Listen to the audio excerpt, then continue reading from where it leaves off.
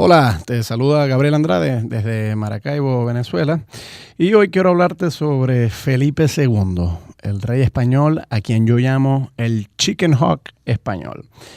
Resulta ser que en su muy interesante, pero también muy sesgada serie de televisión, La historia no contada de los Estados Unidos, el cineasta Oliver Stone se burla de aquellos personajes que él llama los Chicken Hawks, que en inglés sería algo así como los halcones gallinas.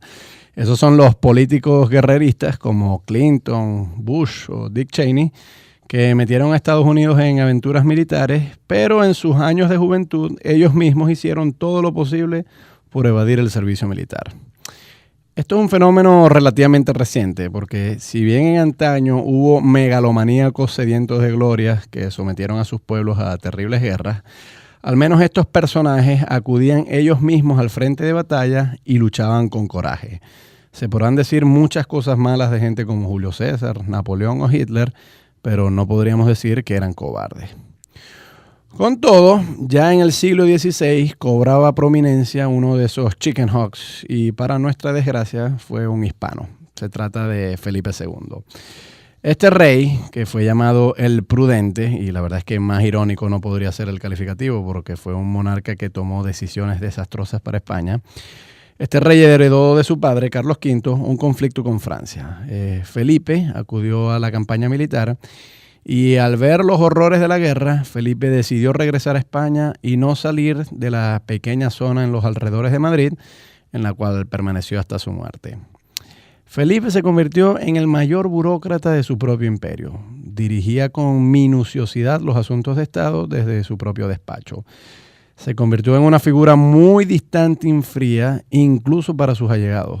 Según las crónicas, incluso los más aguerridos hidalgos temblaban al entrevistarse con él, a los que él trataba de calmarlos diciendo de sosegaos, sosegaos. La verdad es que yo veo más plausible que esto era más bien una técnica para generar aún más desasosiego entre sus súbditos y así crear aún más distancia.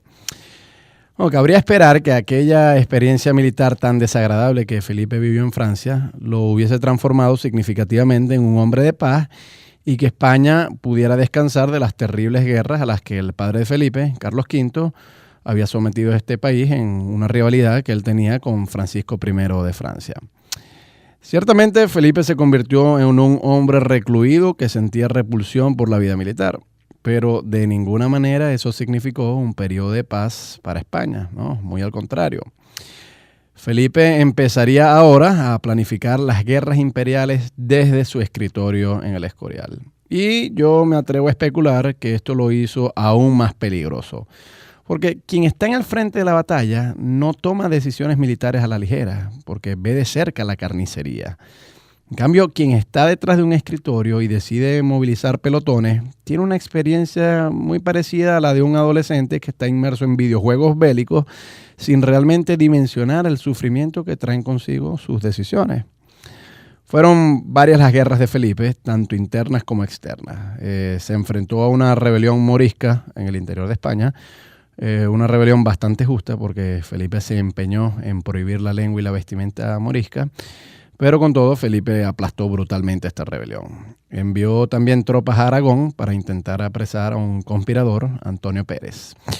Con Francia eventualmente hizo la paz, pero también se enfrentó militarmente al Papa, aunque luego también llegaron a un arreglo.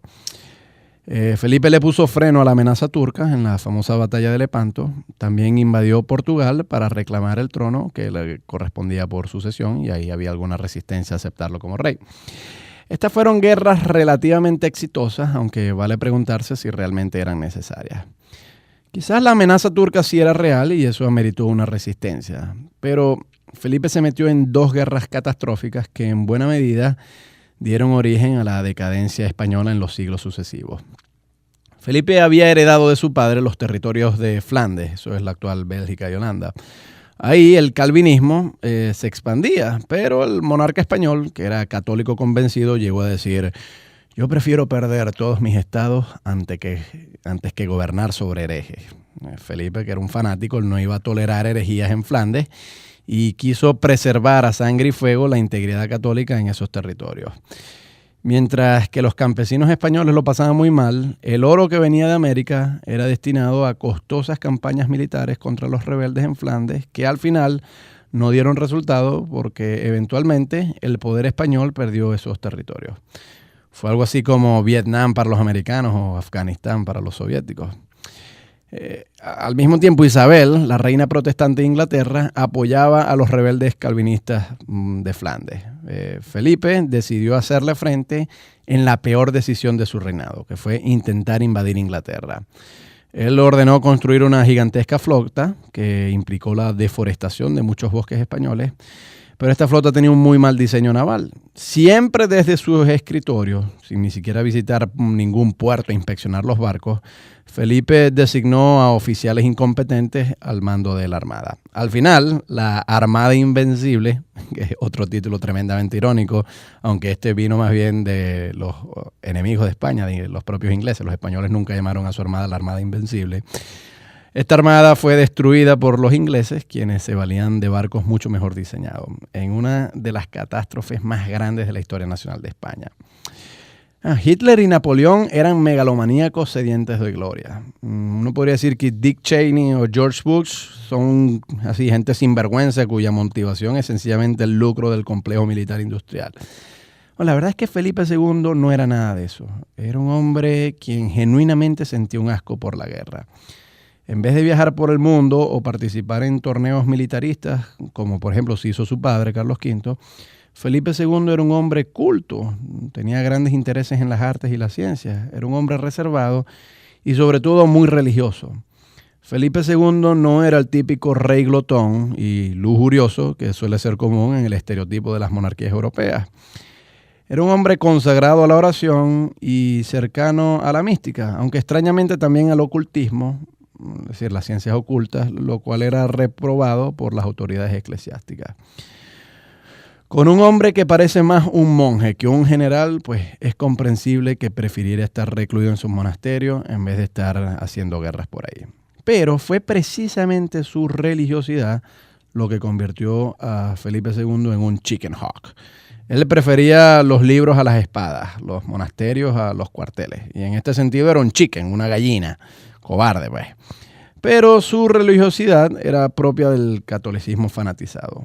Y asumió que su misión religiosa no era solamente comunicarse con Dios a través de la oración, sino también convertir a España en el martillo de los herejes, como se le llamó a España en esa época. Eso pues lo convirtió en un hawk, en un halcón. Y así fue como él terminó siendo un chicken hawk de vertiente religiosa. Un fanático que prefería oír cantos gregorianos y elevar su alma en contemplación mística, pero a la vez un fanático que no le temblaba el pulso para enviar a la muerte a batallones enteros en guerras absurdas. Me temo que la religión puede hacer que gente muy buena haga cosas muy malas.